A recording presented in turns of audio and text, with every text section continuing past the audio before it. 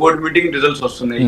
అందుకని కొన్ని miss match అయ్యే అవకాశాలు ఉన్నాయి. ఓవరాల్ అయితే మాత్రం డాలర్ స్ట్రెంగ్ చేసుకోవాలన్నా లేకుంటే తన ఆయుధాలు విక్రయించాలన్నా ఎలాంటి ఆలోచన అంటారు?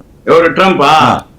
ట్రంప్ ఏం లేదు, ఆయనకి ఒక విధమైన అంటే ఇక మరి మనకు తెలియదు ఇటువంటి అన్ని కూడా. జనరల్ ఏంటిది అంటే ఆయన ఒక రోజుకి ఒక పూటకి ఒక సాయంత్రానికి ఏం డెసిషన్ ఉంటుందో తెలియదు ఆయనకి. అంటే ఉద్దేశ ప్రకారం ఏంటంటే ఒక ఈగో మాదిరి అన్నమాట. అంటే ఆయనకంటూ ఒక అంటే ఆయన ఆధిపత్యమైన ఆయనదే జరగాలి, ఆయన చెప్పిందే జరగాలి, ఆయన చెప్పినట్టే ఫాలో అవ్వాలి, ఆయనదే. అమెరికా ఫస్ట్ అనే స్లోగన్ అంటారా? మధ్యంతర ఎన్నికలు ఉన్నాయి అమెరికాలో. అమెరికా ఫస్ట్ అనే స్లోగన్ అంటారా?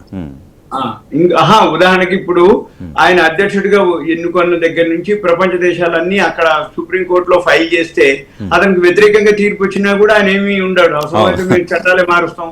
అసలు ఆ కాంగ్రెస్ వాళ్ళంతా ఇది ఆ తీర్పు ఇచ్చిన వాళ్ళంతా వాళ్ళు అమెరికాకి ఫేవర్ గా లేరు, అమెరికాకి వ్యతిరేకంగా ఏదేదో ఇక అంటే ఇక ఆయన ఒపీనియన్ ఆయన ఇష్టం.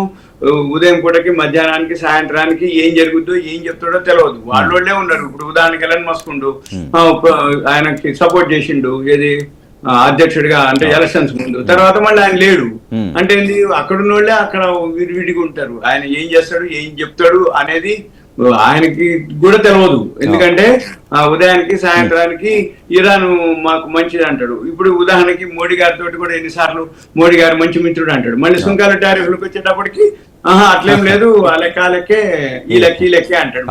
మళ్ళీ ఫ్రెండ్ అంటాడు. మరి నువ్వేం ఫేవర్ చేసినావు అంటే చివరికి ఏమి ఉండదు. మనం ఒక్కడమే ఆగిపోయినాం అప్పట్లో. ఏది ఆ సుంకాలు టారిఫ్ లో ప్రపంచ దేశాలన్నీ సెటిల్ అయిపోయినాయి. మనకి చివరికి ఫిబ్రవరి 2వ తారీఖు సెటిల్ చేశారు.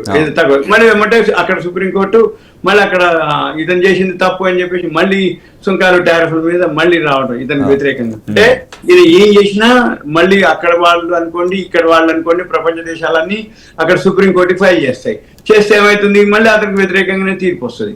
అయినా కానీ ఆయన ఏమి మారటం కానీ ఆయన ఏమి చెప్పడం కానీ ఉండదు. మనం కాలం చూడటమే అంటే మనం అప్డేట్ అవుతున్నాయో అవి చూసుకొని చేయటమే తప్ప మోడీ గారు మన ట్రంప్ గారు ఇది ఏ నిర్ణయం ఏంటిది అనేది మనకు ఐడియా ఉండదు.